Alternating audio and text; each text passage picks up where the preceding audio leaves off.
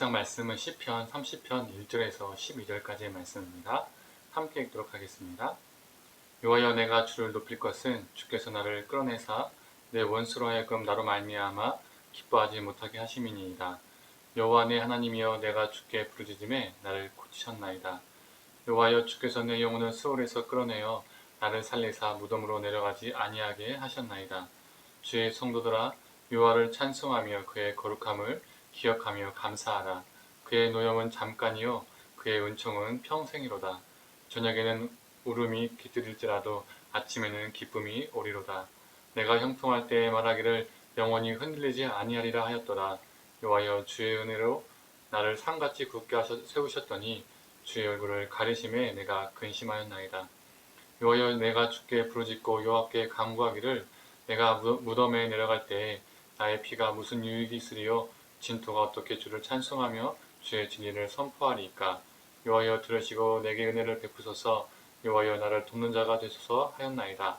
주께서 나의 슬픔이 변하여 내게 춤이 되게 하시며 나의 베옷을 벗기고 기쁨으로 띠띠우셨나이다.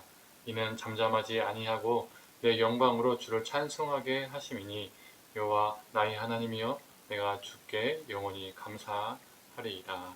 아멘.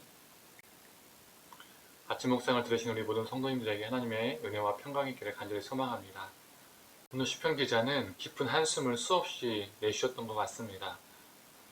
병들어 있었고 죽음의 수렁에서 처해 있었습니다. 그 병은 육체적인 병인지 마음의 병인지 영적인 아픔인지는 모르겠으나 그의 아픔이 그를 꽤 힘들게 했던 것 같습니다.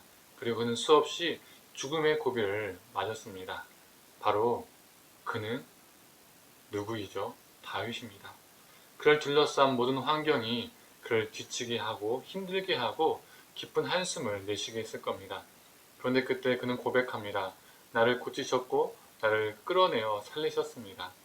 그는 이렇게 매 순간마다 하나님의 돌보심을 경험했습니다. 그리고 그는 그러한 주님을 이렇게 찬양합니다. 표준 세번역입니다. 진노는 잠깐이요 은총은 영원하니 저녁에는 눈물을 흘려도 아침이면 기쁨이 넘친다. 그는 고통 가운데 있던 자신에게 은총을 베푸시고 기쁨을 허락하시는 하나님을 찬양하고 있습니다. 그리고 자신의 이전의 삶도 회고합니다. 6절에서 7절의 말씀입니다. 내가 형통할 때에 말하기를 영원히 흔들리지 아니하리라 하였더라. 여호와여, 주의 은혜로 나를 산같이 굳게 세우셨더니 주의 얼굴을 가리심에 내가 근심하였나이다. 자신의 삶에 늘 좋은 일만 있고 인생이 평탄대로를 걷고 있을 때 난 흔들려서 무너지지 않고 넘어질 일이 없을 것이다 라고 확고하게 다윗은 장담했던 것 같습니다. 아마도 다윗의 인생 가운데 이때쯤이 아닐까 싶습니다. 사무엘에게 기름 부음을 받고 골리앗을 이기고 사울왕의 사위가 되고 자신의 삶이 승승장구하면서 위쪽으로 쭉쭉쭉 올라갈 때에 탄탄대로를 걸을 때가 아닌가 싶습니다. 난 영원히 무너지지 않고 넘어지지 않고 흔들리지 않을 거야 라고 했던 것이죠. 그런데 주님의 얼굴을 가리시자 근심하였다라고 다윗은 말합니다. 표준세번역과 공동번역은 두려움에 사로잡혔습니다. 두렵기만 했습니다 라고 말하고 있습니다. 그 좋던 상황이 다 사라지고 자신에게 죽음이 닥쳐온 것이죠. 탄탄대로가 아닌 죽음의 대로를 걷게 된 겁니다. 그래서 그는 인생이 막막하고 근심하여 두렵기만 했던 것이죠. 그때 그는 하나님께 부르짖고 간구했습니다. 10절을 보면 그는 하나님을 향해 내게 은혜를 베풀어 주십시오. 나를 도와주십시오 라고 간절히 간구했습니다. 다윗은 영원히 형통할 것이라고 여겼던 자신의 삶이 순식간에 한순간에 무너지고 부서지는 것을 경험했을 때에 그때 자신의 모든 삶은 자신에게 있는 것이 아니라 하나님께 있음을, 자신이 누렸던 그 좋은 모든 것들이 하나님의 도우심 때문에 있었다는 것을 깨달은 것이죠. 우리도 이러지 않습니까? 우리의 인생이 술술 잘 풀릴 때, 사람들에게 인정받고 칭찬받을 때, 남들은 못하는데 나는 될 때에 계속 승승장구할 것 같고 계속 탄탄대로를 걸을 것만 같습니다. 그리고 입술은 하나님의 은혜 때문입니다 라고 고백하지만 사람은 참 교만하여서 그 마음 한켠에는 내가 잘나서 나 때문에 라는 생각이 있습니다. 그런 생각이 들 때가 많죠. 저도 솔직히 이런 마음이 들 때가 있었습니다. 그래 잘나지도 않았으면서 남들보다 뭔가 잘하는 곳이 있는 것 같고 인정받음을 느낄 때에 제 인생이 잘 될 것 같다는 생각을 할 때가 있다는 것이죠. 개척할 때도 그런 마음이 제 마음 한켠에 있었습니다.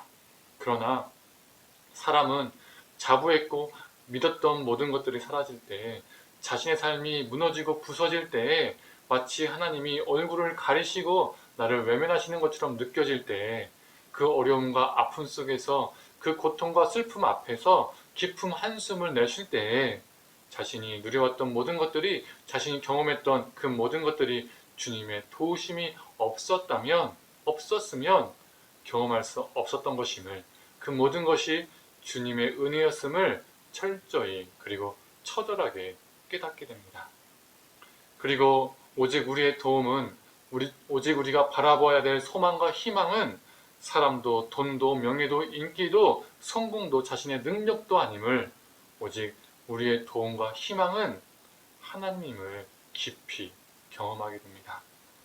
이를 경험한 다윗은 자신의 도움과 희망이자 소망 되신 하나님을 이렇게 찬양합니다. 표준 세번역으로 읽어드리겠습니다. 주께서 내 슬픔의 노래를 기쁨의 춤으로 바꾸주셨습니다.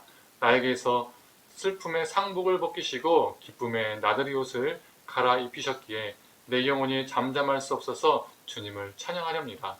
주 나의 하나님, 내가 영원토록 주께 감사를 드립니다. 우리가 인생 가운데 찬양할 이유가 여기에 있습니다. 우리가 탄탄대로를 걷고 형통하기 때문에 찬양하는 것이 아닙니다. 우리 하나님은 지금 내가 죽음의 수렁 속에서 슬픔의 상복을 입고 슬픔의 노래를 부르고 있는 것 같으나 언젠가 그 슬픔의 상복을 기쁨의 나들이 옷으로, 내 슬픔의 노래를 기쁨의 춤으로 바꿔주실 분이시기 때문에, 오직 나의 도움 되시고 오직 나의 소망과 희망이 되시기 때문에 우리가 어떤 상황 속에서도 하나님을 찬양할 이유가 생기는 것입니다. 사랑하는 성도님들, 오늘 하루도 우리의 도움이자 소망이신 하나님을 붙들고 동행하시는 저와 우리 성도님들 되기를 간절히 소망합니다. 기도하겠습니다. 하나님, 우리는 참으로 교만하여서 하나님의 은혜라고 고백하지만 우리 마음 한켠에는 우리가 인정받았던 것들, 우리가 잘하는 것들, 우리가 성공한 것들을 나 때문이라는 것을, 또 나의 공로이라는 것을 생각하면서 경험할 때가 있습니다.